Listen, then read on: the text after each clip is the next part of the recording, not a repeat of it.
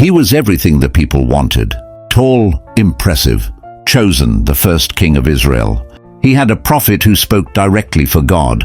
He had an army ready to follow his command. He had victories, honor, songs written about him. And still he died alone on a battlefield, surrounded by dead sons, fear, and silence.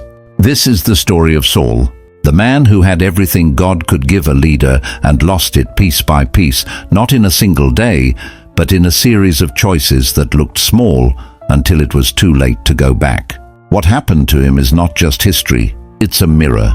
Because what destroyed Saul is the same thing that destroys people today, even people who start well, even people who were clearly chosen. The people's hunger for a king.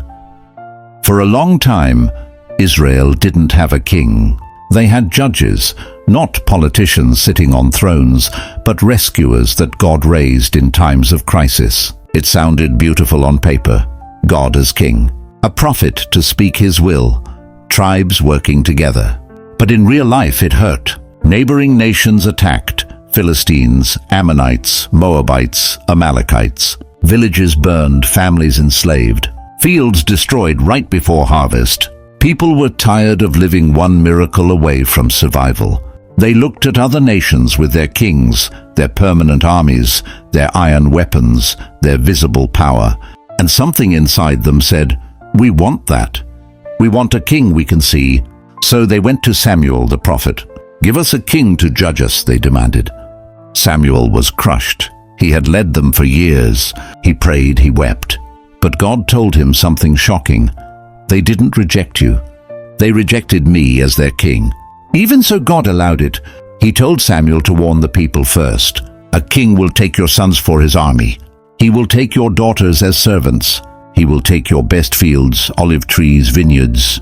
He will tax your harvest. You will cry out because of the king you chose."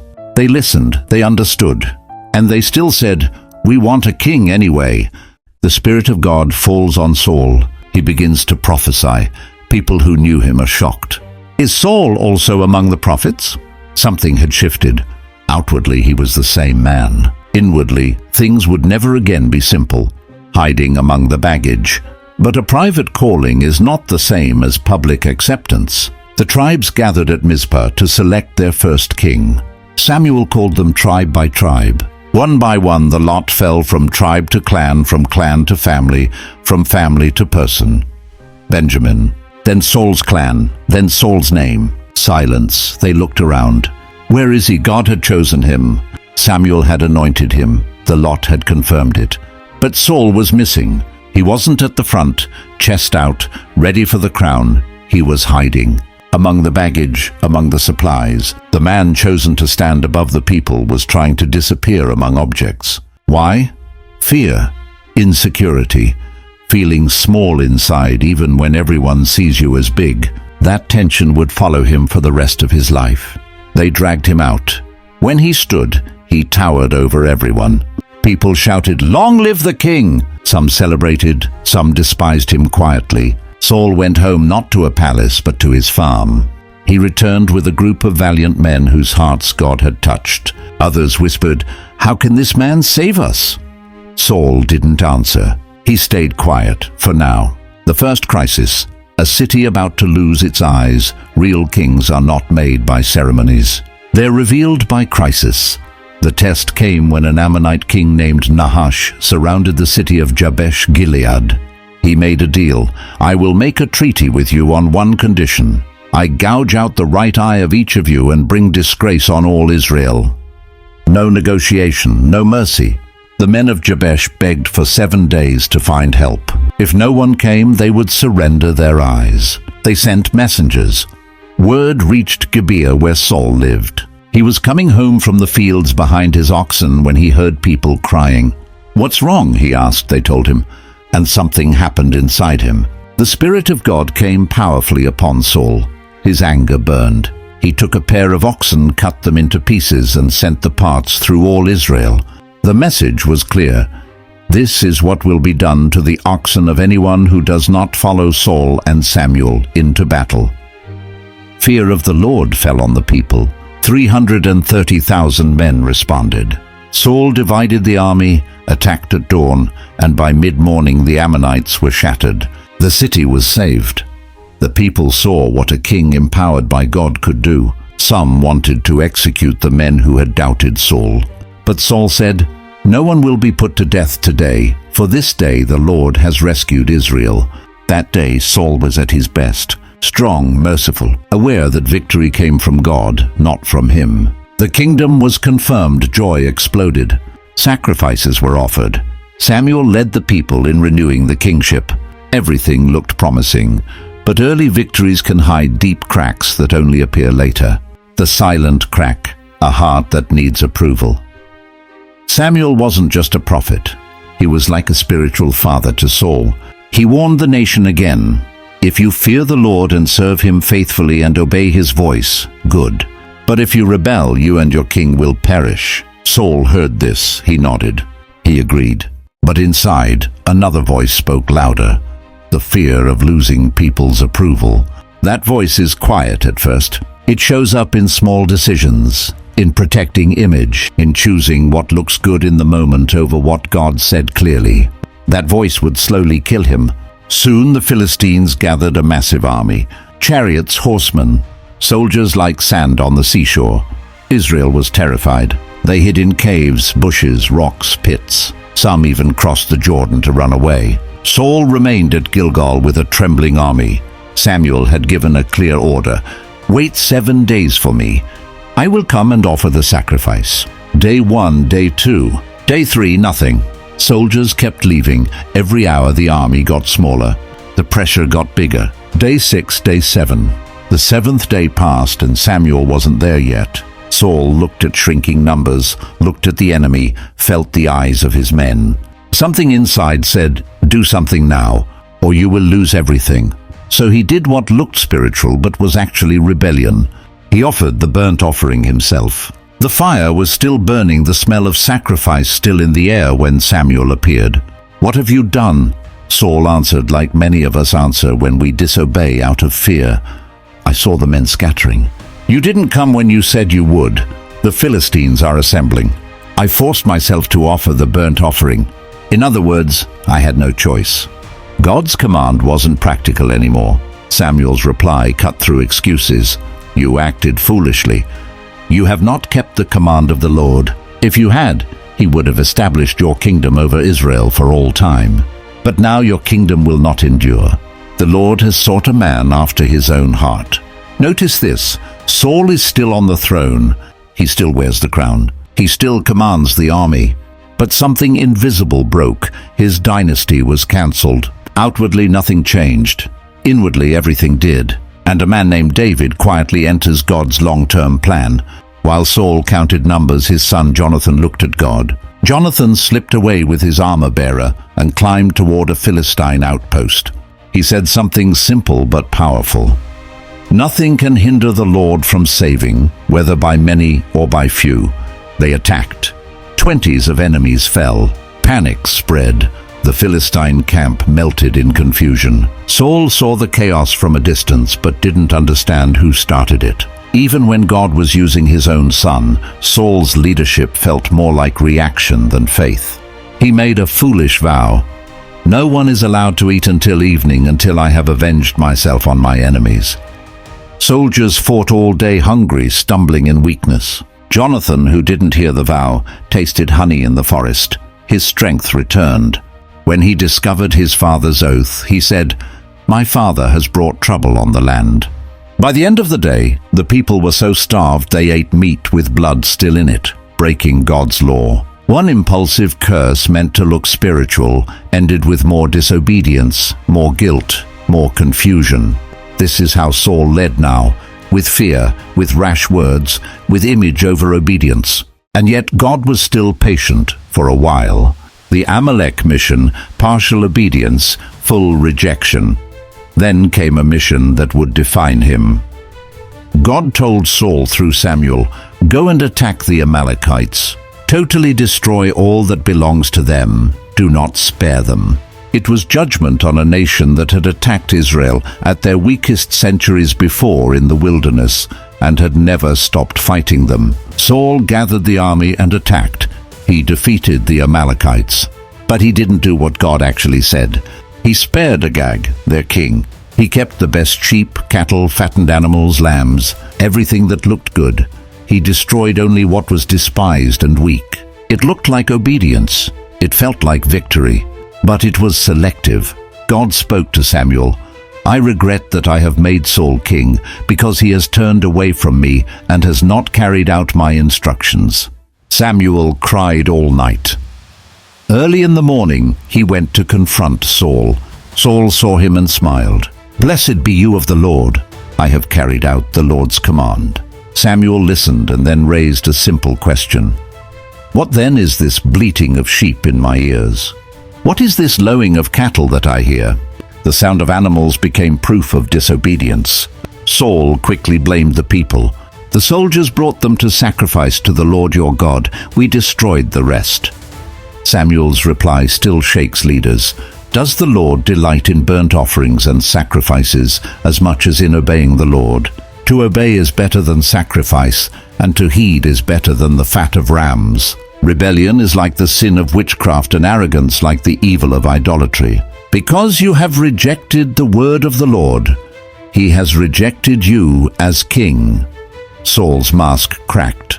"I have sinned," he said, "but please honor me before the elders and before Israel." He cared more about looking right in front of people than being right before God. Samuel turned to leave. Saul grabbed his robe and tore it. Samuel looked back and said, "The Lord has torn the kingdom of Israel from you today and has given it to one of your neighbors, to one better than you." Samuel never saw Saul again. From this point, Saul still wears the crown, but heaven has already moved on. The Spirit leaves, the torment begins. God's Spirit that once came powerfully on Saul left him. In its place, a tormenting spirit troubled his mind. Fear, jealousy, paranoia started to grow like weeds. His servants saw it. They suggested finding a skilled musician to play the harp to calm him. Someone mentioned a young man from Bethlehem who was brave, skilled in war, played well, and had the Lord with him. His name was David. Saul sent for him. David came with a harp and humble hands. Whenever the evil spirit tormented Saul, David would play and relief would come. There's a detail few notice. The same boy who brought peace to Saul would later be the one Saul tried to kill. Sometimes the person God sends to help you exposes what is sick inside you without even trying. Goliath, the song, and the seed of jealousy. The Philistines returned with a new weapon, a champion named Goliath. He was massive, armored, intimidating. He mocked Israel. He mocked God twice a day for 40 days. Saul, the tallest man in Israel, the king, did not step forward. Fear froze the army. Then David arrived just to bring food to his brothers. He heard Goliath's defiance and something burned in him. Who is this uncircumcised Philistine to defy the armies of the living God? David fought Goliath with a sling, 5 stones, and faith. The stone hit, the giant fell. David cut off his head. Victory exploded. Israel chased the Philistines. Saul asked, "Whose son is this?" Soon a new sound filled the streets. As the army returned, women came out singing and dancing with tambourines and joy. Saul has struck down his thousands and David his tens of thousands. It was just a song, just a phrase, just a comparison. But for Saul, those words were a knife. He thought, they credit David with tens of thousands, but me with only thousands. What more can he get but the kingdom? From that day on, Saul kept a jealous eye on David. Notice something important. No one said David should be king. No one told Saul his throne was in danger. But his heart was already broken by rejection, already poisoned by insecurity, already told by Samuel that someone better was coming. Jealousy just connected the dots. Spears in the palace. The next day, while David played the harp trying to soothe Saul's torment, Saul held a spear in his hand. An evil spirit came on him. He thought, I'll pin David to the wall. He threw the spear. David escaped. Twice. Think about the picture. A king whose throne is protected by a boy's music trying to kill the only person who brings him peace. He offered David command over 1,000 men, hoping he would fall in battle. He offered his daughter Michal in marriage, hoping to trap him with a deadly bride price, 100 Philistine foreskins. David brought double. Everything Saul designed to destroy David just lifted him higher. The more David prospered, the more afraid Saul became. Jealousy turned from emotion into obsession. From king to hunter, Saul's attacks became open. He ordered Jonathan and his servants to kill David. But Jonathan loved David and warned him. David ran. From that moment on, he became a fugitive. What follows is a long, painful story. David hides in caves, forests, deserts. He gathers broken, indebted men around him. Saul chases him from place to place with 3,000 chosen soldiers. Imagine the king of a nation spending years hunting one man instead of defending his people. That's how far Saul had fallen. In En-Gedi, Saul entered a cave alone, not knowing David and his men were hiding in the dark inside. His men whispered, "This is the day the Lord spoke of. Kill him. End this." David approached silently, knife in hand. He cut the corner of Saul's robe and nothing more. Even that small act made his conscience strike him. Saul walked out, never knowing how close he was to death, until David stepped out and called, "My lord the king." Saul looked back and saw David bowing with his face to the ground. David showed him the piece of robe. "I will not lift my hand against you," he said. "See that there is nothing in my hand to harm you." Saul's heart broke for a moment. "You are more righteous than I," he said. "You have treated me well, but I have treated you badly. I know that you will surely be king." He wept. He even blessed David. But tears are not the same as transformation. Soon after, Saul's jealousy and fear grew back. Again, David would spare his life sneaking into his camp at night, standing over Saul's sleeping body with his spear and water jug in reach. Again, David refused to kill him. Saul cried, spoke humble words, and then went right back to the same pattern. Repentance touched his emotions, but never reached his will. There was one more descent, even darker than hunting David. When David fled, he stopped in Nob, where the priests lived. Ahimelech the priest gave him bread and Goliath's sword, not knowing Saul's hatred. When Saul heard, he was furious. He accused the priests of conspiracy. They explained. They were innocent. Saul ordered his guards, "Turn and kill the priests of the Lord." They refused. Even they knew this was too far. But there was a man there named Doeg the Edomite, willing to do what others feared.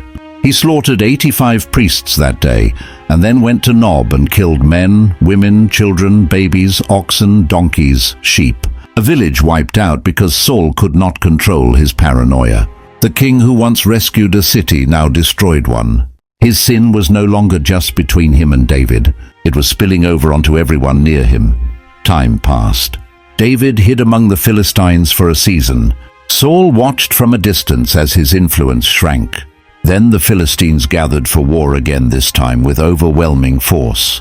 Saul saw their army and fear filled his heart. He tried to ask the Lord what to do. No answer, no dreams, no prophets, no priestly guidance, nothing. The God he had treated as optional now felt distant. In panic, Saul did something he had once banned. He asked for a medium. "Find me a woman who is a medium, so I may go and inquire of her." They found one in Endor. Saul disguised himself and went at night with 2 men. He swore by the Lord's name to protect a woman doing what God had condemned. He asked her to bring up Samuel, and God allowed something terrifying. Samuel appeared. Saul fell on his face. Samuel's first words were not gentle. "Why have you disturbed me by bringing me up?" Saul poured out his fear. "God has turned away from me. The Philistines are attacking. I don't know what to do." Samuel's reply was simple and heavy. "The Lord has departed from you and has become your enemy. He has torn the kingdom out of your hands and given it to David, because you did not obey the Lord and did not carry out his fierce wrath against Amalek. The Lord has done this to you today. Tomorrow you and your sons will be with me. The Lord will give the army of Israel into the hands of the Philistines. Tomorrow, not years from now, not eventually tomorrow." Saul collapsed in terror, face in the dirt with no strength left. He had eaten nothing all day and night. The woman fed him. He stood up, walked back into the darkness, and went to meet his last sunrise. Morning came, the Philistines advanced. Israel's army broke. On the slopes of Mount Gilboa, Saul's sons fell. Jonathan Abinadab Malchishua killed in front of him. Arrows found Saul. He was wounded. Bleeding, dizzy, desperate, he turned to his armor-bearer. "Draw your sword and run me through so that these uncircumcised men will not come and abuse me." The armor-bearer refused. He was terrified. So Saul took his own sword and fell on it. When the armor-bearer saw that Saul was dead, he fell on his own sword too and died with him. The man who started hidden among baggage ended hidden among corpses. The first king of Israel died not in a blaze of victory, but in despair, not at the hands of enemies, but by his own hand. When the Philistines found his body, they cut off his head, stripped his armor, and hung his body on the wall of Bethshan as a trophy. News spread, fear crushed the land. The people of Jabesh Gilead heard. The same city Saul had once saved now moved one last time for him. Brave men traveled all night, took his body and the bodies of his sons from the wall, brought them back, burned them, and buried their bones. They fasted 7 days. It was the last honor given to a man who could have been great but never learned to obey. What really destroyed Saul? If you look at Saul's story from the outside, it seems like he fell because of demons, enemies, prophecies, pressure. But if you listen closely, you hear something else. He was destroyed by fear of people more than fear of God, partial obedience that looked spiritual on the surface, jealousy that turned a friend into a threat, a need for honor even when confronted with sin, refusal to really repent only to look broken in public. Saul was not a monster from the beginning. He was a normal man given an abnormal position without the inner strength to carry it long term. The tragedy is this: he was chosen, but never truly surrendered. He fought enemies outside, but never won the war inside his own heart. That's why his story still speaks today. It warns every leader, every gifted person, every chosen one. It's not enough to start with calling. You have to continue with obedience. Talent can open a door. Anointing can put a crown on your head. But only humility and obedience keep you standing when pressure comes. If you want to understand what God does when he replaces a fallen leader with a man after his own heart, you need to hear the next story. In the next video, you will see how David the shepherd, warrior, fugitive, and king rose not by force but by faith, and also faced consequences of his own choices.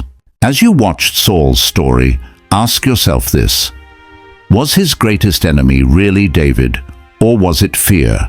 Subscribe for more biblical stories.